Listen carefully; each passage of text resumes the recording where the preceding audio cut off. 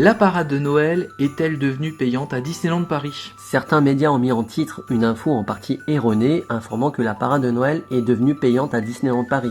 On vous rassure immédiatement, vous pouvez toujours y assister gratuitement si vous avez un billet d'entrée au parc, bien entendu. La nouveauté et la véritable info est qu'une zone devant le château est désormais réservée aux visiteurs qui souhaitent un emplacement privilégié, une option payante, à partir de 21 € minimum par personne. Ah oui quand même, alors le prix varie selon les jours et la zone aussi. On vous a mis le parcours de la parade en vert, et bien c'est le parcours qui est gratuit, tant mieux. Il y a 2 zones PMR qui sont en bleu. Et puis face au château, une zone, donc le rond-point rouge et mauve. Au premier passage, c'est la zone rouge qui est payante. Au deuxième, c'est la zone mauve. Donc ça s'inverse.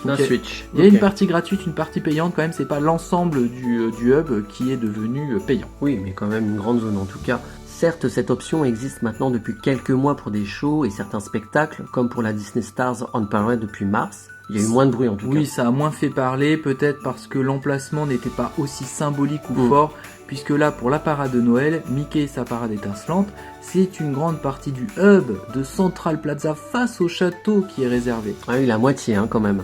Donc impossible de faire le tour du hub ou pouvoir changer de scène. Ah oui, il y a des cordes de partout. Super. Donc bien sûr, cette zone VIP reste une option. Vous avez toujours la possibilité de vous placer à d'autres endroits que sur le hub, et ce gratuitement, pour assister à cette parade. C'est la zone verte qu'on vous a mis sur le plan.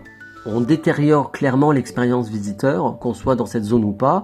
On est parqué, d'autant plus qu'avec les travaux sur le théâtre du château, il y a encore moins de place. Oui, c'est la zone orange sur le plan. Ça permettait de brasser et d'avoir une bonne vue, même pour les enfants ou les adultes qui sont petits. Tout à fait, ouais.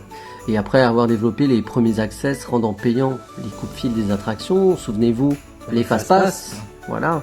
Et après les emplacements au show, cette année c'est les parades. Alors la prochaine étape c'est quoi? Privatiser Main Street, faire passer les autres visiteurs tant qu'on y est sur les côtés, dans les arcades. Ou faire payer les toilettes dans Main Street, allons-y. Allons-y, pourquoi pas.